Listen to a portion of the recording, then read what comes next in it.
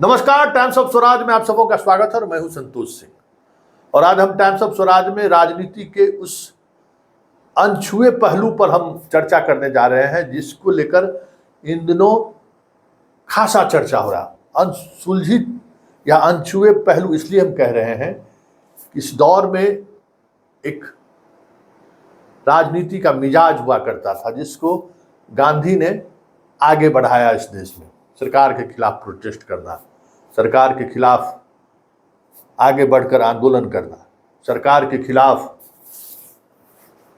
Jail भरो अभियान, सरकार के खिलाफ सत्याग्रह, ये सारी चीजें हमें गांधी देकर गए थे। अब वो दौर नहीं रहा। अब ना आप सरकार के खिलाफ लिख सकते हैं, सरकार के कामकाज की शैली पर सवाल खड़े कर सकते हैं, सरकार के भ्रष्टाचार पर आप न आवाज उठा सकते हैं, न सूचना के अधिकार के तहत आप सरकार के किसी योजनाओं के बारे में उस तरीके से जानकारी मांग सकते हैं। हमें लगता है कि केजरीवाल जो इसी राजनीति से पैदा होकर इस देश की राजनीतिक फलक पर वो सामने आए, अब उन्हें भी ये महसूस होने लगा है कि अब यह देश गांधी का देश नहीं रहा है। अब यह देश किसी आंदोलन के जरिए किसी सरकार को बदलने की ताकत अब इस देश में नहीं रही है। चीज़ें बदल रही हैं, चीज़ें बदल चुकी हैं। ऐसे में राजनीति भी बदलनी जरूरी है और इसका प्रभाव केजरीवाल की राजनीति पर कितना पड़ा है, आज हम यही चर्चा करेंगे। देखिए, टीम इंडिया के गठन के बाद जिस तरीके से माहौल बना है, उस माहौल में सबसे ज़्यादा अगर कह सकते हैं कि अनिर्णय की स्थिति में रहा है वो रहा है केजरीवाल। याद कीजिए, विपक्षी एकता की पहली बैठक हुई थी तो पटना में एक ऐसे इशूज को लेकर कांग्रेस को कटघरे में खड़े करने की कोशिश किए जिस इशूज का कोई मतलब नहीं था। कांग्रेस तो साथ आना ही आना था, लेकिन उस इशूज को उन्होंने मतलब बनाया। पहली बैठक में ही मीडिया को मौका मिला, बीजेपी को भी मौका मिला विपक्षी एकता के मुहिम पर सवाल खड़े करने को लेकर। और उसके बाद दिल्ली पहुंचने के बाद जिस तरीके से आपके नेता ट्वीट पर ट्वीट करना शुरू किए, एक अलग तरीके का विवाद भी खड़ा हुआ। लेकिन कांग्रेस इन सब चीजों को देखता रहा और उसके बाद उन्होंने समर्थन की घोषणा एक अलग तरीके से किया। समर्थन की घोषणा ही नहीं किया उन्होंने, दिल्ली अध्यादेश के खिलाफ जो बिल लाया उसका विरोध का उन्होंने नेतृत्व भी किया। और उस नेतृत्व में कांग्रेस ने दिखाया कि आप, तेरी हैसियत क्या है, अरे कि तेरी हैसियत है रजा क्या। तो केजरीवाल को उन्होंने हैसियत भी दिखाई कि तुम्हारी हैसियत क्या है। और कांग्रेस आज कहाँ खड़ा है, फिर भी कांग्रेस की हैसियत क्या है। और जब से ये हैसियत का एहसास केजरीवाल को हुआ है, उन्हें अब ये लगने लगा है कि अब राजनीति इस तरीके से नहीं चलेगी। और ये भी लगने लगा है कि अगर हम इस तरीके की राजनीति किए तो फिर मेरी राजनीति का पूर्ण विराम लगना तय है। क्योंकि देखिए, राजनीति अपने अलग अंदाज है राजनीति का। राजनीति और भ्रष्टाचार में एक दूसरे में पति पत्नी का रिश्ता है, जो रिश्ता टूट ही नहीं सकता है। राजनीति और भ्रष्टाचार में गर्लफ्रेंड और बॉयफ्रेंड का रिश्ता है, ये भी समझ लीजिए। और ऐसा रिश्ता जो रिश्ता अटूट रिश्ता है, वो रिश्ता दिल की गहराइयों से जुड़ा हुआ रिश्ता है। राजनीति और भ्रष्टाचारियों में वही रिश्ता है जो रिश्ता पति पत्नी के उस क्षण में, जिस क्षण में बहुत ही अंतरंग क्षण जो होता है, वो जो एहसास होता है, वो एहसास राजनीति और भ्रष्टाचारियों के बीच है, मतलब भ्रष्टाचार के बीच। इसलिए आज की इस पॉलिटिकल सिस्टम में राजनीति और भ्रष्टाचार के बगैर कोई राजनीति हो ही नहीं सकती। ये सत्य है। कोई अगर कहता है तो ये गलत कहता है। गंगा जी में घुस के भी कहेगा ना कि हम तो बहुत ईमानदारी तरीके से राजनीति करते हैं, ना बाबा ना। क्योंकि इस देश का जो पॉलिटिकल सिस्टम है, टिकट लेने से लेके चुनाव लड़ने तक और बूथ मैनेजमेंट से लेके काउंटिंग मैनेजमेंट तक, बिना पैसा दिए घंटाल कुछ नहीं होने वाला है। पैसा खर्च करना ही करना है। ये अलग बात है कि आप घूस गलत भ्रष्टाचार के सहारे पैसा नहीं लीजिए, कॉर्पोरेट से पैसा नहीं लीजिए तो अपना बाप दादा का जमीन बेचिए। कुछ लोग ऐसे भी हैं कि जमीन बेच बेच के चुनाव लड़ते हैं, लेकिन पैसा तो भाई आपको खर्च करना पड़ेगा। तो ये सत्य केजरीवाल को भी एहसास हुआ कि दिल्ली के बाहर निकले तो पंजाब जीतने के लिए उन्होंने क्या किया। शराब घोटाला ऐसा नहीं है कि घोटाला नहीं हुआ है, लाख सफाई दे दे कोई सफाई मानने वाला नहीं है। हर कोई जान रहा है कि आपने पैसा लिया, और बीजेपी तब तक चुप रहा जब आप गुजरात में नहीं कांग्रेस को बाहर करा दिया, पंजाब आप जीत गए। ये अलग बात है कि दिल्ली नगर निगम भी चाहता था कि आप जीतने के बावजूद भी उनको दे दीजिए, लेकिन आप नहीं दिए तो सिसोदिया जी जेल में है। आपकी भी बारी है, और आप चले राजस्थान, छत्तीसगढ़ और मध्य प्रदेश भी लड़ने, जहां कहा जाता है कि इनका जो पार्टी संगठन चल रहा है, टीवी से लेके मतलब जो पार्टी कार्यालय खुला है उसका खर्च, मतलब पिन से लेके प्लेन तक, मतलब पिन जो आप लगाते हैं ना उसके और प्लेन तक का खर्चा पंजाब गवर्नमेंट से के जो विधायक हैं आके कर रहे हैं। वो भी तो कहीं से कर रहे हैं तो कहीं लूटेंगे ही, कि अपना थोड़ी है कि छोड़ देंगे। तो भ्रष्टाचार का ये दूसरा स्वरूप है।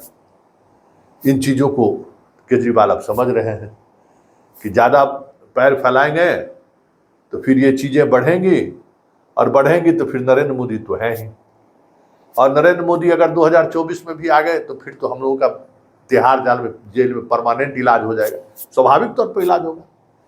क्योंकि हम कहें ना वाइफ हस्बैंड वाला रिश्ता है भ्रष्टाचार और राजनीतिज्ञों के बीच, तो कैसे आप उससे बच सकते हैं? कब तक बचिएगा? वामपरस्त जीवन जीने का समय होता है ना, पति से अलग होकर कुछ दिन, एक उम्र होगा ना, लेकिन जिस उम्र के पड़ाव में राजनीतिक लोग हैं उस उम्र में कैसे आप बाहर चले जाएंगे? तो खबर ये है कि केजरीवाल उस सत्य से सरोकार हो गया है कि अगर हम चुनाव लड़ते हैं और उसका लाभ अगर बीजेपी को मिलता है तो उस लाभ की वजह से कुछ दिनों के लिए मुझे जेल जाने से राहत जरूर मिल जाएगा, लेकिन आज न कल हमें जेल जाना ही पड़ेगा, क्योंकि जिस तरीके का डिमांड इनका बढ़ेगा उस डिमांड में फिर हम घिरेंगे ही। और दिल्ली को लेकर जो अध्यादेश आया और अध्यादेश के बाद जो पार्लियामेंट में कानून बना, उस कानून के बनने के दौरान भी जो आपसे ज़्यादा एग्रेसिव भूमिका कांग्रेस की रही, तो राष्ट्रीय फलक पर भी कांग्रेस आपके जो वैचारिक फाउंडर हैं या वैचारिक तौर पर जो साथ खड़े लोग हैं उनका भी दबाव अब आप पर बढ़ने लगा है। और खबर ये है कि राजस्थान से तो उन्होंने अपना बोरिया बिस्तर उठा लिया है। राजस्थान में वो मन बना लिए हैं कि अब हम चुनाव नहीं लड़ना है। मध्य प्रदेश में पिछला चुनाव वही लड़े थे, मध्य प्रदेश में उनका संगठन भी है। इसी 25 तारीख को मध्य प्रदेश और छत्तीसगढ़ में उम्मीदवारों की सूची जारी होने वाली थी। फिलहाल वो सूची जारी होने वाली वाला कार्यक्रम था उसको टाल दिया गया है। वैसे केजरीवाल मध्य प्रदेश भी और रायपुर की यात्रा वो कर चुके हैं। अब विदर्भ में एक बड़ी रैली करने वाले हैं। वो सारी चीज़ें हो रही हैं, लेकिन इन सब चीज़ों से इतर जो महत्वपूर्ण बात है कि छत्तीसगढ़ में 15 से 20 ऐसे सीट हैं जहां बीजेपी और कांग्रेस के बीच बहुत ही क्लोज फाइट रहा है। और उन सीटों पर अगर केजरीवाल अपने उम्मीदवार को उतारते हैं और अगर 2-4-5 हज़ार वोट का बाएं दाएं होता है तो उसमें कांग्रेस पार्टी के उम्मीदवार का हार तय है, क्योंकि वो वोट का पिछली बार से बहुत मार्जिनल वोट से जीते थे। इसलिए खबर ये आ रही है कि छत्तीसगढ़ में 80-10 या फिर 80-20 और 90 सीट है ना, 80-10 या फिर 75-15 इस तरीके के फार्मूले पर बातचीत हो रही है कि 10 से 15 सीट आपको दे दिया जाए छत्तीसगढ़ में, क्योंकि छत्तीसगढ़ में भी आप पार्टी ने अपना एक संगठन खड़ा किया है और एक आर्थिक बेस भी उन्होंने खड़ा कर दिया है। वहाँ के जितने इस तरीके के लोग हैं सारे लोग आपके करीब आ गए हैं। देखिए, एक पैसे वाले के अंदर जो राजनीति की भूख पैदा ली है ना, वो भी एक नई तरीके की राजनीति पैदा कर दी है। शाह और मोदी इसको कंट्रोल गुजरात में कंट्रोल करके रखा है, लेकिन केजरीवाल इसको कंट्रोल नहीं कर पाए। केजरीवाल ऐसे लोगों को संरक्षण दे रहे हैं, स्वाभाविक तौर पर वो फिर गलत तो करते ही करते हैं। तो छत्तीसगढ़ में ये फार्मूला चल रहा है। ठीक इसी तरीके की फार्मूला मध्य प्रदेश में भी चर्चा में है कि वहाँ भी 20-25 सीटों पर आप जो जहाँ शहरी सीट है, जहाँ आप फाइट दे सकता है मजबूती के साथ, उन सीटों पर भी जो है बातचीत चल रही है। और यही वजह है कि भले पंजाब में कांग्रेस के नेता, दिल्ली में कांग्रेस के नेता बड़ी बड़ी बातें कर ले रहे हैं, लेकिन मध्य प्रदेश और छत्तीसगढ़ और राजस्थान के कांग्रेस के कोई भी नेता आपको लेकर कोई बयान नहीं दे रहा है। तो ये तय मानिए कि मुंबई की बैठक के बाद ये बातें भी सामने आएंगी कि भाई आप स्टेट में अगर आप लड़ेंगे तो फिर राष्ट्रीय राजनीति में 2024 के चुनाव में गठबंधन की बात आप करिएगा तो वो गठबंधन पूरी तौर पर संभव नहीं है, दिल मिलेगा ही नहीं। क्योंकि जिन नेताओं को आप सत्ता से बाहर करेंगे, जिन नेताओं को आपकी वजह से हार होगा, वो आपके साथ कैसे खड़ा होगा। जो समस्या दिल्ली में है, जो समस्या आपको पंजाब में झेलने को मिल रहा है, तो यहाँ तो मान लीजिए कि दोनों जगह पर कांग्रेस के आला कमान कठोरतापूर्वक ढंग से पेश आ सकते हैं, लेकिन छत्तीसगढ़, राजस्थान और मध्य प्रदेश में अगर कुछ गड़बड़ी हुई, वहाँ तो बहुत मुश्किल होगा। और वहाँ कांग्रेस पूरी मजबूती के साथ खड़ी है बीजेपी के सामने, और उसमें अगर कुछ 19-20 हुआ तब तो फिर राष्ट्रीय परिप्रेक्ष्य पर आपके साथ गठबंधन की गुंजाइश लगभग समाप्त हो जाएगी। इस सत्य को केजरीवाल भी स्वीकार कर रहे हैं और इस सत्य को राहुल भी समझ रहे हैं।